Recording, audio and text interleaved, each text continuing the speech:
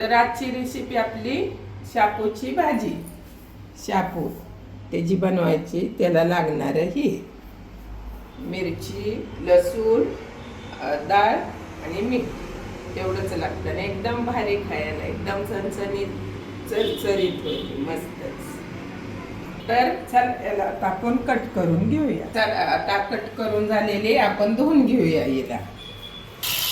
तर मग आता आपण फोडणी देऊन घेऊया. गॅस चालू करूया. गॅसला आता तेल टाकून घेऊया कढईत.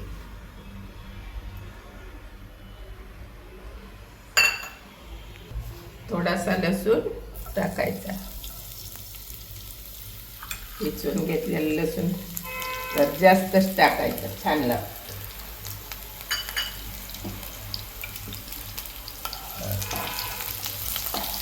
आपला लसूण झालेला आहे. आता आपण भाजी आधी टाकून घ्यायची त्यात लसणावर.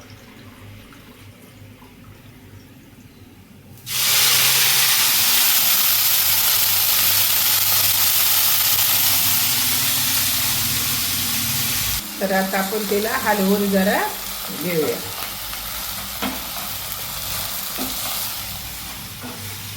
हलवून घ्यायची, एकदम छान तेलात मिक्स होती. त्याला आमचं पाणी पण सुटतं, शिजून निघतं.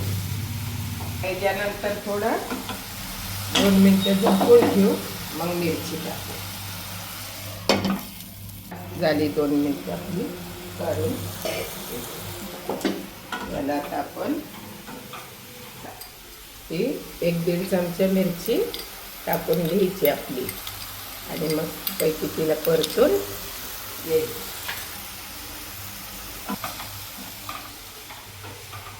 तर ही धुतलेली डाळ त्यात टाकून घेऊया.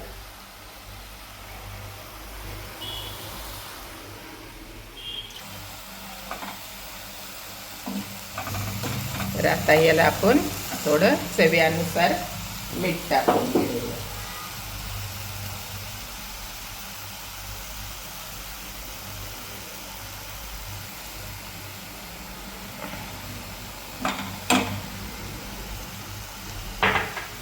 हलवून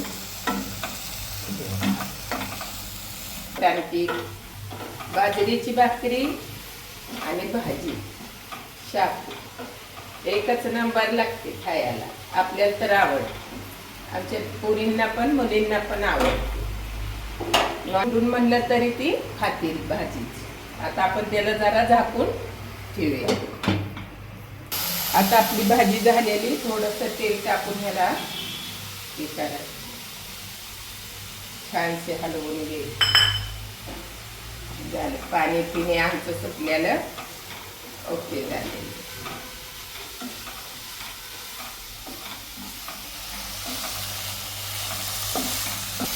तर आता आपली भाजी झालेली आहे, काढून घेऊया. बंद करून घेऊन घेऊया.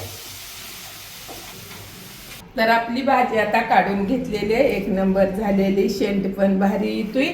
आणि एकदा नक्की करून बघा, तुम्हाला पण खूपच आवडेल. आणि दुसरी कोणची रेसिपी पाहिजे तर मी तुम्हाला कमेंट करून विचारा, नक्की देईन.